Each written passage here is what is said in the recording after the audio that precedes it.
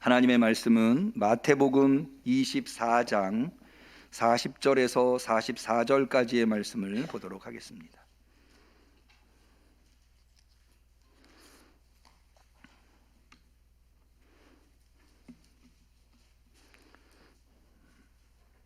대강절 두 번째 주일을 맞이하여서 사모하는 마음으로 주 앞에 나온 우리 성도님들에게 주신 소중한 하나님의 말씀, 마태복음 24장 40절에서 44절 말씀을 우리 다 한마음이 되어서 하나님의 말씀을 봉독하겠습니다. 그때에 두 사람이 밭에 있음에 하나는 데려감을 당하고 하나는 버려둠을 당할 것이요, 두 여자가 매를 갈고 있음에 하나는 데려감을 당하고 하나는 버려둠을 당할 것이니라. 그러므로 깨어 있으라. 어느 날에 너희 주가 임할는지 너희가 알지 못함이니라. 너희도 아는 바니 만일 집 주인이 도적이 어느 경점에 올 줄을 알았다면 깨어 있어 그 집을 뚫지 못하게 하였으리라. 이러므로 너희도 예비하고 있으라. 생각지 않은 때에 인자가 오리라. 이는 하나님의 말씀입니다. 아멘. 아멘. 우리는 대강절 두 번째 주일을 지나고 있습니다. 대강절에 우리가 꼭 해야 할 것이 있습니다. 그것은 예수님의 오심을 잘 기다리며 준비하는 것입니다.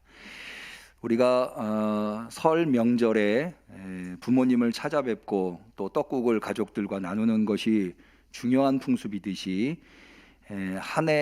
교회력에 의하면 대강절로부터 한 해가 시작되는데, 이 대강절에 주님의 오심을 기다리며 잘 준비하는 것은 대단히 소중합니다. 모쪼록 우리 응암교회 성도님들 이번 대강절에 주님의 오심을 잘 준비하실 수 있는 성도님들이 되시기를 축원합니다. 그런데 주님의 오심을 잘 준비하는 것의 가장 큰 장애가 무엇인가? 그것은 주님이 예상보다 오심이 늦어지는 것일 듯합니다. 그러니까 기다림에 기약이 없는 거죠. 언제까지 우리가 기다려야 되나? 그러면서 이것을 준비하는 것이 의미가 있을까? 이런 생각까지 들게 됩니다. 기다림이 길어져서 원래 오시기로 한 분이 늦어져서 아주 치명적인 실패에 이르게 되는 성경의 이야기가 있습니다. 바로 사울 왕에 관한 이야기입니다. 사울 왕은 이스라엘의 초대 왕으로서 전쟁터에 나가게 됩니다. 이스라엘의 전쟁은 늘 제사를 드리고 하나님의 도우심을 구하고 나가게 되는데, 전쟁에 나가기 전에 당시의 선지자인 사무엘이 와서 제사를 드려줘야 하는데 사무엘이 생각보다 늦어지게 됩니다. 사울은 전쟁에 나가서 승리해야 할 왕으로서 몸이 닳기 시작했습니다. 적들의 기세는 오르고 우리의 사기는 떨어져 가고 있었기 때문입니다. 기다리다 못해 사울 왕은 스스로 제사를 하나님 앞에 드립니다. 그런데 제사를 드리자마자 사무엘이 도착하게 됩니다. 사무엘이 사울 스스로 제사를 드리는 것을 보고 불같이 화를 냅니다. 그러면서 그 유명한 말씀, 제사보다 순종이 더 귀한 것을 알지 못하느냐. 그로 인해서 초대 왕이었었던 사울 왕은 하나님으로부터 버림받게 됩니다. 기다림에 지쳐 스스로 제사를 드림으로 말미암아 생긴 아주 치명적인 문제라고 하겠습니다.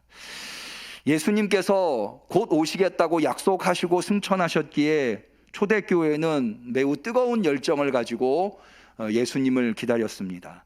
그들의 신앙과 결속에는, 그 핵심에는 예수님의 재림이 곧 이루어질 것이라고 하는 재림 기대가 있었습니다. 그래서 그들은 날마다 모여서 예수님을 기다리면서 찬양하고 또 떡을 떼면서 교제하면서 기도하고 예배를 드렸습니다. 베드로가 오순절날 설교해서 많은 그리스도인이 생겼을 때, 그래서 교회가 역사 속에 출현했을 때 사도행전 2장에는 그들이 어떻게 되었는가에 대해서 잘 기록하고 있는데, 방금 말씀드린 대로 그들은 날마다 모여서 찬미하고 떡을 떼고 기도하고 예배드렸다고 하는 것을 알 수가 있습니다. 그런데 그랬던 예수님께서 금방 오실 줄 알았는데 10년이 지나고 30년이 지나고 50년이 지나도 오시지 않는 겁니다. 누구라도 지칠 수 있습니다. 게다가 이 초대교회에 큰 위기가 닥쳤습니다. 두 번의 위기가 있었는데요. 첫 번째는 네로 황제 때입니다. 네로는 기독교인들을 대대적으로 박해한 것으로 유명합니다. 뿐만 아니라 AD 90년경에는 도미티안 황제가 나서서 또한 기독교인들을 박해합니다. 그래서 그때 당시 AD 90년에 많은 유대인들이, 기독교인들이 이 로마를 떠나야 했습니다. 그러니까 내부적으로는 그들을 결속하고 있었고, 그리고 그들이 모범적인 신앙생활을 할 수 있었던 원동력이었었던 예수님의 재림은 지연되며 지쳐가고 있었고, 외부적으로는 국가적 차원에서 로마가 기독교인들을 박해하고 있었던 겁니다. 초대교회는 이루 말할 수 없는 위기에 봉착하게 되었습니다. 이 위기가 성경에 잘 나와 있습니다. 야고보서, 비교적 후기에 기록되었다고 하는 야고보서에는 믿음은 있지만, 믿음의 모양은 하고 있지만 전혀 믿는 자의 행실을 보이지 못하는 죽은 믿음에 대해서, 행함이 없는 믿음은 죽은 믿음이라고 하는 죽은 믿음에 대해서 얘기하고 있다고 하는 것은, 이미 많은 사람들이 믿음을 떠났거나 떠나지 않았다 하더라도 죽은 믿음과 같은 믿음 생활을 하고 있었던 것을 알 수 있는 대목입니다. 여러분, 복음서에 보면은요, 깨어 있어라. 오늘 우리가 읽은 본문에도 깨어 있어라, 깨어 있어라. 왜 이렇게 이야기할까요? 잠들어 있는 믿음의 사람들이 있었기 때문이 아닐까요? 제가 신약 성경에 깨어 있어라 라고 하는 내용이 이 단어가 몇 번이 나오나 봤더니 36번이 나옵니다. 그 중에 14번이 서신에 나오고 나머지 22번이 복음서에 나오고, 마태복음에도 깨어 있으라는 말이 8번이나 나옵니다. 깨어 있으라는 말이 이렇게 반복해서 나오는 이유가 뭘까요? 잠들어 있는, 그러니까 잠들어 있다는 게 뭐예요? 충분히 깨어 있을 수 있음에도 불구하고 아무것도 행동하지 않는 믿음의 사람들이 초대교회에 존재하고 있었다고 하는 거죠. 그들이 매우 상당수였기 때문에 마태복음뿐만 아니라 마가복음과 누가복음 서신에서도 깨어 있으라고 계속해서 반복적으로 이야기하고 있는 듯합니다. 이만큼 초대교회는 엄청난 위기에 놓이게 된 것입니다. 많은 사람들이 믿음을 상실하고 믿음을 잃어버리고 세상으로 돌아가 버렸습니다. 제가 얼마 전에 한 불교학자가 강연하는 것을 들었는데 굉장히 흥미로운 주제로 강연을 하더라고요. 불교의 발상지가 인도잖아요. 석가모니가 인도 사람 아닙니까? 그런데 지금 현재 인도에는 불교를 찾아볼 수가 없다 하더라고요. 불교가 아주 소수로 남아있는데 그 불교도 석가모니가 일으킨 불교와는 전혀 다른 불교의 교리를 가지고 있다더라고요. 그러면서 이 불교학자가 왜 인도에서 불교는 사라졌는가에 대한 강연을 하는 거예요. 아주 흥미롭더라고요. 정리를 해서 얘기하자면 이런 거예요. 인도에서 불교가 흥황할 수 있었던 그 많은 사람들이 받아들이는 이유가, 불교는 이 카스트 제도라고 하는 계급 제도가 있잖아요. 그런데 불교는 만민이 깨달음에 이르기만 하면 만민이 평등하다는 평등 사상을 가지고 있었기 때문에 주로 불교를 지지하던 사람들은 상업 계급에 있는 사람들, 돈은 있는데 카스트 제도에 의해서 무시당하고 있는 사람들에 의해서 불교가 지지를 받고 있었던, 그러니까는 상업하시는 분들의 토대 위에 불교가 흥할 수 있었던 인도의 배경이 있다 합니다. 그런데 이슬람이 불처럼 일어났던 거예요, 중동 지역에서. 그러면서 이 이슬람이 전폭적으로 이 포교 활동을 펼치면서 이 인도의 상업을 주로 하는 상업 계급의 이 무역로가 막히게 되었다고 하더라고요. 그러면서 상업 계급이 붕괴하니까 이 불교가 토대로 삼고 있었던 기초가 무너져 불교도 같이 쇠락할 수밖에 없었어요. 이런 상황이 되노니까 불교는 어떻게 변화를 꾀했는가 하면, 불교는 사실 절대자를 믿는 종교는 아니거든요. 깨달음에 이르면 자기도 부처가 된다고 하는, 그래서 불교가 종교인가 라고 하는 것에 대한 논란이 많아요. 어쨌든 불교는 깨달음이라고 하는 것을 굉장히 중요하게 여기는데, 이 상업계급이 무너지면서 불교의 지지 기반이 약화되면서 불교가 살아남기 위해서 변화를 꾀했는데, 어떤 변화를 했느냐? 절대자 사상을 만들어내기 시작한 거예요. 그런데 사실 이미 오랫동안 토착신앙으로 인도에는 이른바 힌두교라고 하는 신을 섬기고 있는 신앙이 있었던 거죠. 그러니까 이 신앙, 힌두교 신앙의 흉내를 내기 시작한 거예요. 그러니까 사람들은, 인도인들은 이렇게 본 거예요. 아니, 절대신을 불교가 차별화되었었던 것이 절대신을 섬기지 않고 만민이 모두 다 깨달음에 이르면 부처에 이른다고 하는 것 때문에 이렇게 흥할 수 있었는데, 힌두교 흉내를 내니까 불교를 굳이 믿을 필요가 없는 거죠. 힌두교를 믿으면 되는 거였던 거죠. 그러다 보니까는 불교가 그 본질을 잃어버리고 결국에는 인도에서 사라지게 되었다라고 하는 이야기가 그 강연의 주된 내용이었습니다.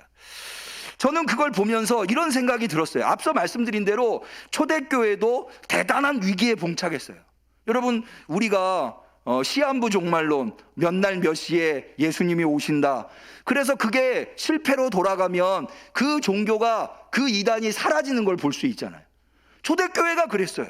예수님 곧 오신다고 생각을 했기 때문에 그렇게 열성을 가지고 날마다 모여서 예수님 오시기를 기다렸던 거죠. 찬양하며 기도하면서 서로 교제하면서 서로 힘을 내라고 위로하면서 용기를 주면서. 그런데 10년이 지나고 20년이 지나고 30년, 60년이 지나도 예수님은 오시지 않고 대대적인 박해만 이루어지게 되는 거죠.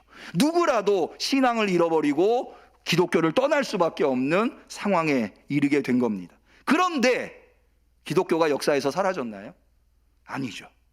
오히려 기독교는 그걸 극복하고 세계적인 기독교로, 로마가 그렇게 대대적으로 국가적 차원에서 기독교를 박해했지만 기독교는 사라지지 아니하고 세계적인 기독교로 발돋움할 수 있었다고 하는 거죠.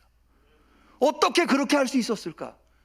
도대체 그들은 어떻게 그 위기, 누구라도 지칠 수 있고 누구라도 실망하고 낙심하고 신앙을 잃어버릴 수 있는 그런 위기를 이겨낼 수 있었을까?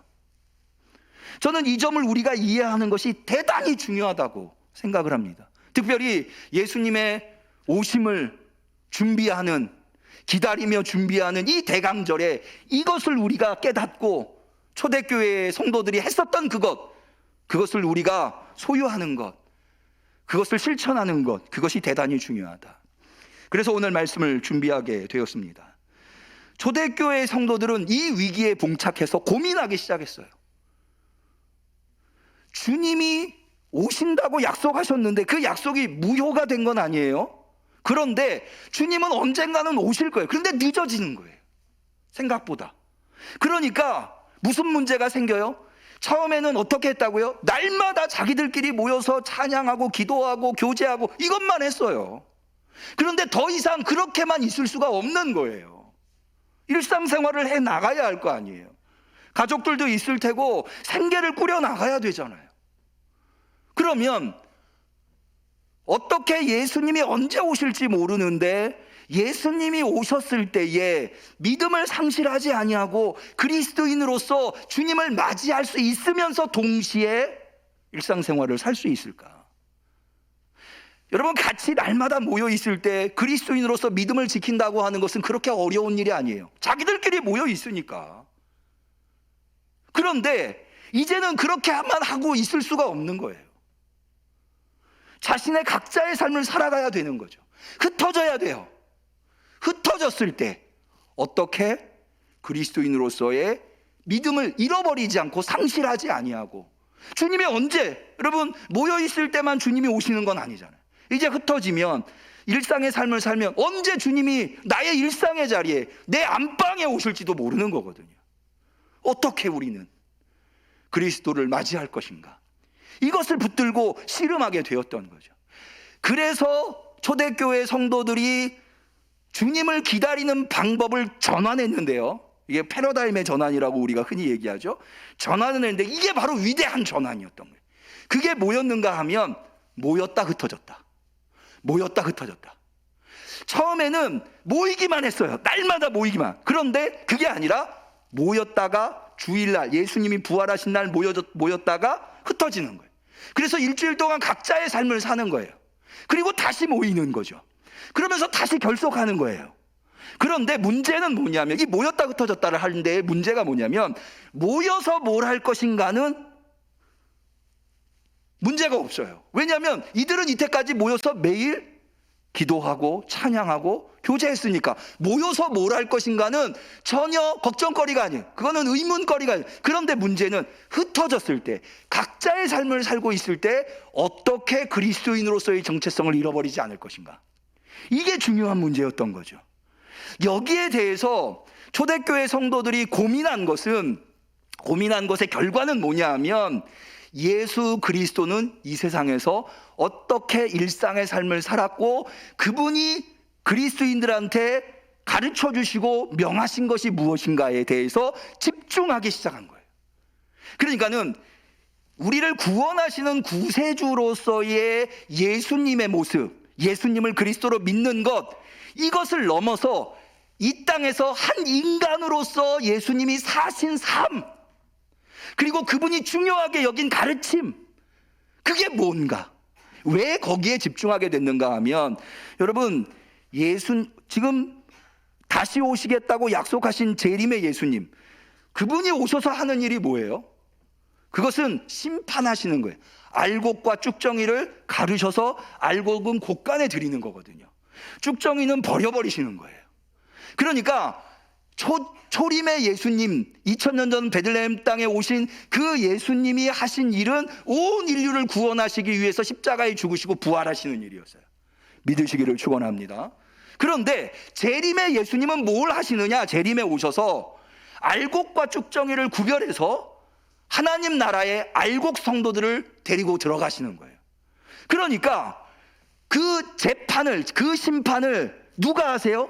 초림의 예수님이 승천하셔서 재림하셔서 그걸 하신다고요. 그러니까 그 예수님은 뭐에 따라서 재판하시겠어요? 판단하시겠어요? 심판하시겠어요? 본인이 보여준 행동, 본인이 하신 말씀, 그걸 가지고 따라서 재판하고 판단하시지 않겠어요? 그래서 우리가 일상 속에서 밭을 갈다가도 예수님이 올 수 있고, 장가 가다가도 예수님이 올 수 있고, 소를 팔다가도 예수님이 올 수 있는데, 그때 예수님을 어떻게 부끄러움 없이 알곡으로 인정받고 주님을 맞이할 것인가? 그로 말미암아 그 고민의 결과물이 바로 복음서라고 하는 거예요. 그래서 복음서들이 등장하기 시작해요. 여러분, 우리가 가지고 있는 복음서가 모두 4권이죠. 그 중에 가장 그러니까 4권 중에 처음 기록된 최초의 복음서라고 하는 것이 마가복음인데요. 마가복음이 언제 기록되었느냐? 라고 할 때 마가복음이 담고 있는 이 역사적 배경은 AD 30년, 예수님이 살아계셨을 때죠. 그러나 마가복음이 성경으로 기록되고 성경으로 교회에게 받아들여진 시기는 AD 70년경이라고 봐요. 예수님이 승천하시고 40년이 지난 이후에 왜 초대교회 성도들은 예수님이 이 땅에서 어떻게 사셨는가, 뭘 가르쳐 주셨는가 라고 하는 것에 집중했을까요? 바로 이 문제 때문이에요. 예수님이 내 안방에, 내 가정에, 내 일터에 찾아오실 수 있는데 그때 나는 예수님을 어떻게 맞이할 것인가? 그래서 여러분 보세요. 복음서에 나오는 내용들은요, 여러분 잘 아시는 큰 잔치 비유, 예수님께서 해주신 비유인데, 어떤 부자가 잔치가 마련되어서 원래 초대되어 있는 사람들을 초대하죠. 그럼 그 사람들이 뭐라고 그래요? 나는 장가 가야 하고, 나는 밥 갈아야 하고, 난 소 팔아야 하고. 그게 뭐예요? 예수님 시대 당시에 일상 사람들이 하는 일들이었어요. 그래서 그 사람들이 그런 거 하느라고 이 주인의 초대에 응하지 못하는 거죠. 그런데 거기에 응하는 사람들이 있어요. 그 사람들은 잔치의 기쁨을 맞이하게 될 거라는 거죠. 그게 뭘 얘기할까요? 뭘 염두에 두고 있는 걸까요? 어떻게 우리도 역시 그리스도인이라고 밭 안 갈 수 있어요? 그리스도인이라고 장가 안 갈 수 있어요? 그리스도인이라고 소 안 팔 수 있어요? 다 할 수밖에 없어요. 그런데 어떻게 그런 것들을 하면서도 세상 사람들과 똑같이 그런 일상의 삶을 살면서도 어떻게 주님이 내 결혼식에, 내 밭 가는 일터에, 내 장사하는 그 일터에 찾아오셨을 때 주님을 맞아들여서 주님이 우리한테 주시는 천국에 들어갈 수 있을 것인가? 우리 응암교회 성도님들은 언제 어디서 주님이 오셔도 천국에 가실 수 있는, 하나님 나라에 들어가실 수 있는 성도님들이 되시기를 축원합니다. 그 고민이 성경을, 복음서를, 예수님의 삶과 말씀을 기록하도록 만들어 놓은, 사실은요 여러분, 성경의 저자라고 하는 사람들이 나오죠. 마태복음의 저자는 마태고 마가복음의 저자는 마가, 이렇게 얘기를 하는데요. 그래서 어떤 한 사람이 성경을 기록한 것으로 생각을 하는데요, 사실은 고대에서는요 이런 책들을 기록하기 위해서는 누군가의 후원을 받지 않고는 이런 것들을 기록할 수 없어요. 왜냐하면 어마어마한 비용이 들어가는 거거든요. 여러분, 일단 성경을 기록하려면 어떤 한 사람이 기록했다고 생각하는데요, 복음서 같은 거를 기록하려면 예수님의 행적과 가르침의 자료들을 수집해야 되잖아요. 수집하고 그것을 배열하고 그리고 그것을 하나의 책으로 완성하고, 이런 굉장히 복잡한 작업들을 해야 돼요. 그런 것은 먹고 사는 문제에 매달려 있는 사람들은 할 수가 없어요. 누군가 후원을 해서 그 사람들이 이 일에만 전적으로 매달릴 수 있을 때 이 일들이 가능한 거거든요. 그런데 그 마태복음이나 마가복음이나 누가복음, 이 공간복음 같은 것들을 기록할 수 있도록 누가 후원했겠어요? 교회가 후원한 거죠. 왜 후원했겠어요? 바로 이런 문제로 고민하고 씨름하고 있었던, 거기에 답을 얻고 싶었던 거였죠. 그래서 이런 복음서들이 나오게 되었다고 하는 거.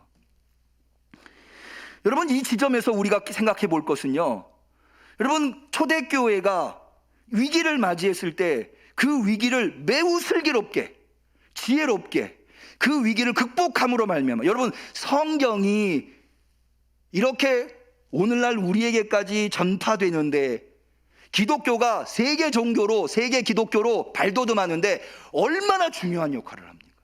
성경이 없었다면, 복음서가 없었다면 아마 기독교는 그렇게 세계 기독교로 발돋움할 수 없었을 거예요. 그런데 그게 어떻게 해서 나왔다고요? 초대교회의 위기 앞에서. 초대교회 성도들은 믿음을 잃어버리지 않고 어떻게 주님을 맞이할 것인가, 이 고민과 씨름함으로 말미암아 복음서가 나오게 되었다고 하는 거죠. 다시 말해서 초대교회 성도들은 이제 더 이상 예수님이 언제 오시는가를 고민하기보다는 내가 오늘 어떻게 지금 이 순간 그리스도인의 삶을 살아낼 것인가, 여기에 창념하기 시작했고, 그로 말미암아 성경이 나오게 되었고, 초대교회 성도들은 믿음을 잃어버리지 않고 믿음의 승리를, 결국에는 로마를 기독교의 무릎에 꿇릴 수 있는 역사가 나타나게 되었다고 하는 겁니다. 지난 화요일 날, 지난 목요일이죠. 금요일 새벽인가요? 예. 기억돼. 예. 그 포르투갈과 축구 보셨나요? 저는 안 봤습니다. 제가 왜 안 봤냐면요, 가나전에 너무 실망을 해가지고 전반에 2골 먹는 걸 보면서 발을 끄고 잤습니다. 포르투갈전은 사실 뭐 거기서 이겨봤자 16강, 이길 수도 없고, 가나한테도 졌는데, 가나가 피파 랭킹 61위거든요 우리가 29위고요 포르투갈이 몇인지 아십니까? 9위예요 포르투갈의 아주 유명한 선수 있죠, 호날두. 못 이겨요. 그냥 잤어요, 속상해서. 그냥 토요일 날 아침에 눈 떠가지고 제가 제일 먼저 뭘 했겠어요? 그렇죠, 포털을 검색했어요. 근데 이긴 거예요. 아니, 이긴 걸로 끝나는 게 아니라 16강에 진출한 거예요. 아이고 내가 이걸 왜 안 봤을까? 제가요 설교 52주를 하면서 영어로 제목을 정한 적이 단 한 번도 없어요. 제가 영어를 싫어해서가 아니라 그런 것들이 너무 현학적으로 보일까 봐 아닌데, 오늘만큼은 Never Give Up 이라고 하는 제목으로. 사실은 이게 원래 제목이 아니었어요. 우리 주보를 만들어주신 하장님, 제가 어저께 아침에 토요일날 아침에 부랴부랴 제목을 바꿨어요. 제가 바꾼 이유가 있어요. 굳이 영어로 Never Give Up. 포르투갈전을 승리하고 선수들이 태극기를 들고 기념사진을 찍는데 그 태극기에 뭐라고 돼 있냐면 Never Give Up 라고 돼 있더라고요. 이게 아멘을 하실 일인지는 모르겠으나 Never Give Up이라고 써 있더라고요. 근데 저는 그걸 보면서 참회했어요. 회개했어요. 난 포기했거든요. 아니 나만 포기한 게 아니에요. 우리 교회 청년 중에요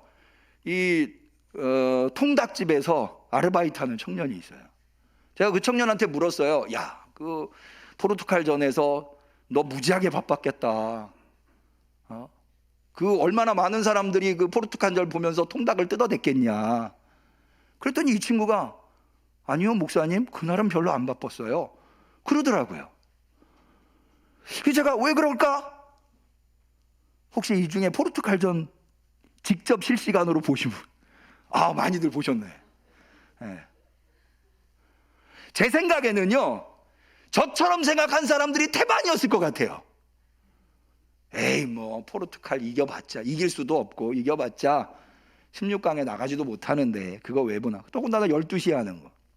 자, 그런데요 제가 정말 참회하게 된 게 손흥민 선수가 경기 끝나고 SNS에 올린 글 때문에 제가 참회했어요.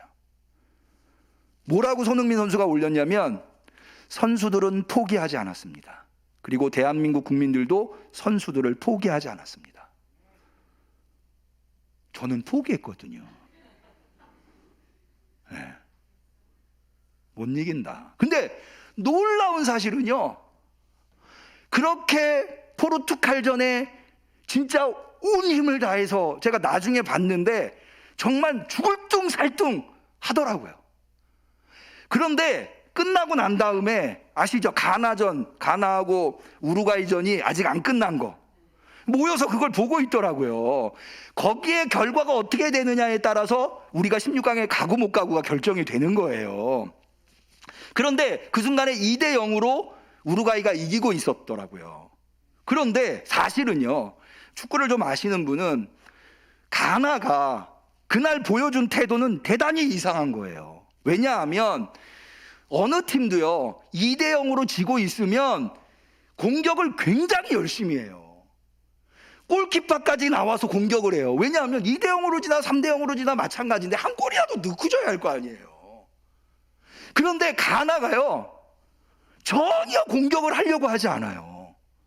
근데 사실은 공격을 상대방이 하려고 하면 할수록 뒷공간이 비어서 역습당할 확률이 높거든요. 또 우루과이가 잘하는 게 그거예요. 독일전에서 우리가 1대0으로 이기고 있다가 2대0으로 이긴 이유도 그거거든요. 독일이 1대0으로 한 점을 먼저 우리가 이기니까 어떻게 해서든지 만회해 보려고 골키퍼까지 나왔다가 손흥민이 공격을 해가지고 그래서 한 골을 더 넣어서 2대0으로 이긴 거거든요. 그런데 가나는요 이 친구들은 전혀 오히려 우리를 위해서 우루과이가 한 골만 더 넣으면 우리는 16강 못 가요. 그런데 가나는 수비에만 2대0으로 지고 있는데도 수비에만 전념하고 있더라고요. 저는 그게 너무 놀라웠어요. 제가 왜 참회를 했느냐, 선수들이 어떻게 그렇게 할 수 있었을까? 누가 봐도 포르투갈은 못 이겨요. 설사 이긴다 해도 16강에는 못 나가요. 그런데 죽기 살기로 선수들이 포르투갈전에 임했더라고요. 어떻게 그렇게 할 수 있었을까? 아니 선수들은 선수들이라 치고 거기 거기 대한민국을 외치던 관중석들이 막 다 울더라고요. 다. 예. 그 응원하는 사람들은 어떻게 그렇게 할 수 있었을까? 전 이런 생각이 들더라고요. 결과가 어떻게 나오든 지금 이 순간 축구 선수로 최선을 다한다. 결과를 예상하지 않고, 결과를 예상하면 실망하고 좌절하니까 마치 포르투갈전을 처음 하는 경기인 것처럼 최선을 다해서 해내겠다. 저는요, 사실 성경에서요, 예수님께서 제자들이 예수님한테 예수님, 이스라엘 나라를 이룰 때가 이때입니까? 라고 물었을 때 예수님이 그러시거든요. 때와 기한은 너희가 알 바 아니요 라고 말씀하세요. 그러면서 예루살렘과 유대 성령이 너희에게 마시면 땅끝까지 이르러 복음을 전하라 라고 말씀하시거든요. 성경에는 계속해서 그것은 아버지만 아시고 너희가 알 바 아니다 라고. 저는 사실은 그게 좀 못마땅했어요. 왜냐하면 주님을 맞을 준비를 하는 사람들, 재림을 고대하는 사람들은 누구라도 예수님 언제 오실까 궁금한 게 사실이잖아요. 근데 왜 자꾸 그거 알려고 하지 말라? 그거 몰랐거든요. 이번에 알았어요. 그거를 자꾸 예상하면 실망해요. 좌절해요. 낙심해요. 그게 중요한 게 아니라 내가 오늘 지금 나의 삶의 현장에서 얼마나 최선을 다하며 그리스도인으로서 믿음을 잃어버리지 않고 살아가고 있는가. 비록 가나전 졌지만 16강 좀 전문가들마다 조금씩 차이가 있는데 16강 갈 확률이 6.7%라고 하는 사람도 있고 9%라고 하는 사람도 있더라고요. 100% 중에 우리가 16강 갈 확률이 9%라는 거 불가능하다는 얘기예요. 선수들이라고 몰랐을까요? 근데 알고 있었지만 이 순간 최선을 다한 거예요. 근데 이 순간 최선을 다해서 결국에는 포르투갈을 잡는 기적을 만들어냈는데 거기에 가나가 도와준 거죠. 16강 가게 된 거예요. 하나님이 우리한테 원하시는 게 이게 아닐까? 너 먼 미래 예상하지 말고 지금 너가 어떻게 살아왔는지 그것 때문에 좌절하거나 낙심하지 말고 지금 이 순간 너의 믿음을 지키며 너의 삶의 현장에서 믿음의 사람으로 살아라. 그러면 주님이 오시는 날 넌 승리하리라. 제가요 이걸 깨달았음에도 불구하고 여러분 우리가 16강에 올라서 할 상대팀이 어딘지 아세요? 졌구나. 졌구나. 브라질이 세계 랭킹 1위거든요. 그런 생각이 들더라고요. 졌구나. 더군다나 그게 새벽 4시에 하거든요. 자야 되겠다. 그랬는데요. 제가 이 말씀 깨어 있어라. 그게 이제 깨어서 축구 보라는 얘기는 아니지만 참회하는 마음으로 이기고 지구를 떠나서 내가 이 순간 내게 주어진 삶 속에서 최선을 다하는, 그게 브라질이 됐던 포르투갈이 됐던 가나가 됐던 어디가 됐던 최선을 다하며 그리스도인으로 사는 것, 그것이 소중한 거구나. 참회하는 마음으로 깨어서 보려고요. 물론 새벽 기도 때문에 후반전까지는 못 볼 것 같은데 참회하는. 여러분 우리 지금 이 순간 주님을 맞이할 준비를 하실 수 있기를 축원합니다. 믿음을 지켜내시기를 축원합니다. 그것이 위대한 거예요. 하나님이 그것을 평가해 주실 거예요. 주님이 오셨을 때 여러분들이 오늘 지금 삶의 현장에서 몸부림치며 믿음을 지켜내려고 애썼던 것, 그것을 귀하게 여겨주실 거예요. 기도하시겠습니다. 하나님 아버지, 오늘 우리에게 깨어 있어라, 깨어 있어라, 깨어 있어라 거듭거듭 말씀하시는 것은 절대 포기하지 말아라. 아무리 실망이 찾아와도, 아무리 낙심이 되어도 너 믿음의 사람아, 믿음의 삶을 사는 것을 절대 포기 포기하지 말아라. Never give up 말씀하시는 줄로 믿습니다. 주님의 말씀 받들어 포기하지 않겠습니다. 네, 이 순간 최선을 다해서 믿음으로 살겠습니다. 주여, 우리의 중심을 기억하여 주시옵소서. 승리의 날을 맞이할 수 있게 하여 주옵소서. 예수님의 이름으로 기도 올리옵나이다. 아멘. 우리는 감사하는 마음으로 이 예물을 드립니다.